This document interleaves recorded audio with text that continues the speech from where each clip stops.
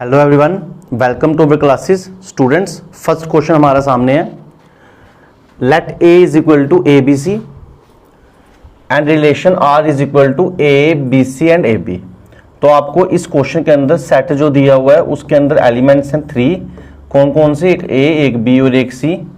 और जो आपको रिलेशन दिया हुआ है इसके अंदर उसमें आपके पास एलिमेंट्स दिए हैं ए बी सी और ए बी। ठीक है।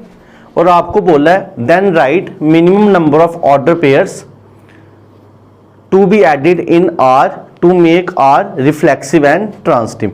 तो आपको बताना है कि आप इस रिलेशन के अंदर कितने minimum number of order pair add करोगे कि जो आपका गिवन रिलेशन है वो रिफ्लेक्सिव और ट्रांसिटिव दोनों हो जाए। तो सबसे पहले मैं आपको ये बता दूं कि जो रिफ्लेक्सिव है वो कैसे चेक करते हैं। हम देखते हैं ए के लिए ए रिलेशन में होना चाहिए, वो है। बी के लिए बी भी रिलेशन में होना चाहिए, वो नहीं है। ठीक है। तो हम क्या करेंगे, रिफ्लेक्सिव बनाने के लिए इसमें एक बी भी ऐड कर देंगे। और सी के लिए सी सी भी इसमें होना चाहिए, तो हम एक सी सी भी ऐड कर लेंगे। अब ये जो रिलेशन आपके सामने बन के आया ये रिफ्लेक्सिव है, क्योंकि ए का डबलेट, बी का डबलेट और सी का डबलेट वो तीनों इसमें है। अब ट्रांसिटिव के लिए क्या करेंगे, ट्रांसिटिव कंडीशन आपको पता है कि अगर हम एक एक्स वाई आर से लेते हैं और हम उसके साथ वाई जेड भी कहां से लेते हैं, आर से लेते हैं, तो ट्रांसिटिविटी कंडीशन में जो एक्स जेड है वो भी आपका आर में ही होना चाहिए। अब चेक करेंगे अगर हम सबसे पहले, तो अगर मैं ए की बात करूं तो मेरे को वो एलिमेंट उठाना है जो ए से स्टार्ट हो रहा है। तो ए से स्टार्ट हो रहा है ए बी, तो ये ए और ये ए कैंसिल कर दिया, बना गया ए बी, वो इसमें है। तो ये ए के लिए ट्रांसिटिव कंडीशन होल्ड कर रहा है। बी सी के लिए कोई है, सी से स्टार्ट हो रहा है, बिल्कुल। हम सेकंड एंट्री देखते हैं, इसकी सेकंड एंट्री सी और स्टार्ट जो हम ढूंढ रहे हैं उसकी फर्स्ट एंट्री सी होनी चाहिए। तो बी सी भी इसमें है और सी सी भी इसमें है। तो जब इसको कैंसिल करूंगा तो बी सी इसमें होना चाहिए, वो इसमें ऑलरेडी है। आई होप आप ये चीज समझ रहे होंगे और आप इस लेक्चर को तभी देख रहे होंगे जब आपने रिलेशन फंक्शन का थोड़ा बेसिक पढ़ लिया है, क्योंकि आपको पता है ये एनसीईआरटी एग्जाम्पलर की सीरीज है, तो आपको थोड़ा बहुत रिलेशन फंक्शन आना चाहिए। ठीक है। तो अब हम चेक कर रहे हैं क्या ये ट्रांसिटिव है। तो देखो ध्यान से, जैसे अगर आपने ए बी उठाया, क्या उठाया, ए बी उठाया, अब आपको वो ऑर्डर पेयर ढूंढना है जो बी से स्टार्ट हो रहा है, तो क्या मिलेगा, बी सी। तो बी बी जब कैंसिल कर दिए तो ए सी इसके अंदर होना चाहिए। क्या ए सी इसके अंदर है? ए सी स्टूडेंट्स इसके अंदर नहीं है। इसलिए ट्रांसिटिव बनाने के लिए मैं इसके अंदर एक एलिमेंट और डालूंगा और वो एलिमेंट क्या होगा, ए सी। वो एलिमेंट क्या होगा, ए सी। तो इस रिलेशन के अंदर आपके सामने मैंने कितने एलिमेंट्स डाले, मैंने 3 एलिमेंट्स डाले, एक बी बी, एक सी सी और एक ए सी। ठीक है। तो कितने ऑर्डर पेयर्स डाले, 3 ऑर्डर पेयर, क्योंकि रिलेशन के एलिमेंट्स तो ऑर्डर पेयर्स होते हैं। तो उसने बोला कि आप बताओ कितने ऑर्डर पेयर इसके अंदर डालोगे कि ये जो रिलेशन है वो रिफ्लेक्सिव और ट्रांसिटिव बन जाए। तो minimum number of order pairs to be added is equal to 3। तो ये इस क्वेश्चन का आंसर है। तो आपको सबसे पहले सोल्यूशन में क्या करना है, ए लिख देना है और आर लिख देना, आर के अंदर ये चीजें लिख देनी है और फिर बोलना है in this relation we have added 3 ordered pairs that is B B, C C and A C. तो ये आपका एनसीईआरटी एग्जाम्पलर का फर्स्ट एक्सरसाइज का फर्स्ट क्वेश्चन है। आई होप आप इस क्वेश्चन को अच्छे से समझ गए होंगे। इसने बोला था कि आप इसके अंदर कितने ऑर्डर पेयर्स डालो कि ये रिफ्लेक्सिव बन जाए और ट्रांसिटिव बन जाए। तो रिफ्लेक्सिव बनाने के लिए बी बी सी सी और ट्रांसिटिव बनाने के लिए ए सी। फिर आप कहीं से भी कंडीशन देखोगे तो वो ट्रांसिटिविटी की होल्ड कर रही होगी। आई होप आपको चीजें समझ आ रही होंगी। अगर आपको समझ आ रही है तो प्लीज आप कमेंट सेक्शन में लिख के बताइए, ताकि हम अपनी कोई भी प्रॉब्लम आपको आ रही है तो हम अपनी नेक्स्ट वीडियो में उसको इंप्रूव कर पाए। ठीक है।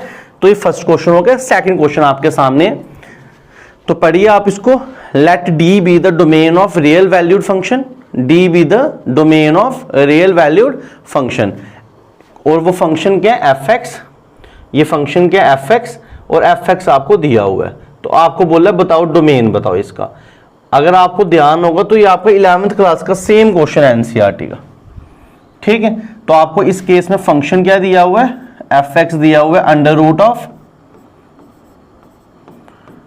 25 माइनस एक्स स्क्वायर। तो आपको पता है ये रूट के अंदर जो भी फंक्शन होता है ये डिफाइन कब होता है? डोमेन निकालने के लिए हम क्या करेंगे, इधर लिखेंगे डोमेन और सीधे लिखेंगे कि जो एफ ऑफ एक्स है वो डिफाइंड कब होगा? डिफाइंड ओनली कब होगा? जब ये जो रूट के अंदर है, ये जो रूट के अंदर जो भी वैल्यू लिखी है ये नेगेटिव नहीं होनी चाहिए। क्यों? अगर रूट के अंदर नेगेटिव आ जाता है तो स्टूडेंट्स वो कम्प्लेक्स वैल्यूड फंक्शन बन जाता है और ये फंक्शन आपको रियल वैल्यूड दिया हुआ है, मतलब आंसर इसका रियल नंबर आएगा। तो रियल नंबर आंसर तभी आएगा जब रूट के अंदर यहाँ तो जीरो होगा, यहाँ तो जीरो से बड़ा होगा, और जीरो से बड़े को पॉजिटिव बोलते हैं। तो इसलिए हम इस क्वेश्चन को कैसे करेंगे? हम करेंगे f x is defined only when 25 minus x square greater than equal to 0। उसके बाद हम इसको ऐसे कर लेंगे 25 greater than equal to x square, ये इस साइड चला गया। उसके बाद अरेंज करके लिख सकते हैं x square less than equal to 25। अब बड़े प्रोसेस है इधर करने की, एक सिंपल सा प्रोसेस बता रहा हूं जिसके आपके मार्क्स भी निकलने के, बड़ा सिंपल सा प्रोसेस है। एक्स स्क्वायर है तो मैं इसको मॉड एक्स का होल स्क्वायर भी लिख सकता हूं, कोई फर्क नहीं पड़ेगा, क्योंकि एक्स स्क्वायर भी किसी नंबर को पॉजिटिव रखेगा और मॉड करने के बाद स्क्वायर करोगे तब भी कोई रिजल्ट में फर्क नहीं आएगा। मेरे कहने का मतलब ये है कि अगर आप -3 के मॉड का स्क्वायर करोगे या आप -3 का स्क्वायर करोगे, दोनों बात एक ही है। वो एक्स का स्क्वायर करो या एक्स के मॉड का स्क्वायर करो, दोनों में कोई फर्क नहीं है। अब मॉड क्यों लगाया उसका रीजन बता देता हूं। अब देखो ये स्क्वायर उस तरफ जाएगा तो स्क्वायर रूट बन जाएगा, तो ये बन जाएगा 5। अब हमारे पास एक प्रॉपर्टी होती है, कोई भी x है और उसका मॉड किसी नंबर से छोटा है तो ये जो x की वैल्यू है ये उस नंबर के माइनस और प्लस के बीच में ही लाई करेगी। वैसे ही अब x का मॉड 5 से छोटा है तो आप समझ लेना, ये आप याद रख लो कि जो x की वैल्यू होगी वो हमेशा -5 और 5 के बीच में ही लाई करेगी। इसका कहने का मतलब है कि अगर ये आप -5 ले रहे हो और ये 5 ले रहे हो, इनके बीच में जितने भी रियल नंबर्स हैं वो सारे के सारे इस इक्वेशन को सेटिस्फाई करेंगे। आप चेक कर सकते हो, जैसे अगर आपने डाल दिया इन दोनों के बीच में -4.9 डाल दिया इधर, तो 4.9 5 से छोटा है, सेटिस्फाई कर रहा है।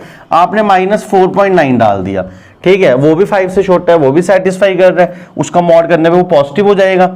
आपने 0 डाल दिया, वो भी सेटिस्फाई कर रहा है, मगर जैसे ही आप 5 से आगे चले गए, 5.1 डाला तो वो इसको सेटिस्फाई नहीं कर रहा है। तो इतना मैंने आपको बता दिया, जब भी आपके पास कुछ ऐसी वैल्यू आ जाती है कि mod x less than equal to a, तो ऑब्वियस सी बात है कि जो x है वो -a और a के बीच में लाई करेगा और ये आपके पास x की वैल्यू आ जाएगी।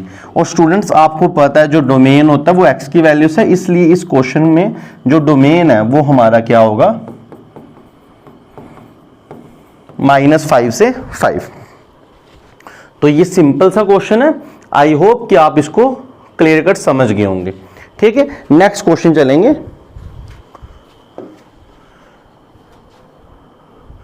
नेक्स्ट क्वेश्चन काफी इंटरेस्टिंग है। ठीक है, आपको एक फंक्शन दी है f(x) और एक दी है g(x) फंक्शन, तो मैं इधर लिख देता हूं। हमें f(x) क्या दिया हुआ है? 2x + 1, और हमें g(x) क्या दिया हुआ है? x² - 2, और हमें बोला हुआ है गॉफ निकालो। हमें क्या बोला हुआ है? गॉफ निकालो। तो बता दो ये कंपोजिशन है, गॉफ निकालो। तो ये कंपोजिशन होती है फंक्शन के फंक्शन पे। ठीक है, तो जब ओ हटाना हो, ये जब ये ऑपरेशन हटाना हो तो इसमें ब्रैकेट लगती है, तो ब्रैकेट लगा दी। अब कुछ नहीं करना, बड़ा सिंपल, आप ध्यान से समझिएगा, आपको एक ही बार में समझ आ जाएगा। अब ये जो f(x) है, जो आपको f(x) दिया है वो पूरा डाल देना इधर 2x + 1। तो ये मैंने g के एंगल में क्या डाल दिया? 2x + 1। आई होप आप समझ गए होंगे। अब आपने g वाले फंक्शन को ध्यान से देखना है। तो जब मैं g वाले फंक्शन को ध्यान से देख रहा हूं तो मैं एक बात समझ पा रहा हूं कि g के एंगल में जो है उसको कैसा रिजल्ट बनाया हुआ है कि जो भी एंगल में उसका स्क्वायर करने पे उससे 2 माइनस करना है। और अभी g के एंगल में कौन है? 2x + 1। तो अब मैंने क्या करना है? इस x की प्लेस में क्या पुट कर देना है? 2x plus 1। तो जब मैं इस x में 2x प्लस 1 डालूंगा तो राइट साइड में भी x में क्या डालेगा 2x प्लस 1। तो कुछ नहीं करना है, जो g का एंगल है वो अभी है 2x प्लस 1, उसका करना है स्क्वायर। तो ये मैंने 2x प्लस 1 का किया स्क्वायर और उसमें से 2 माइनस कर दिया। ठीक है, बस इतना समझ लिया तो काम हो गया।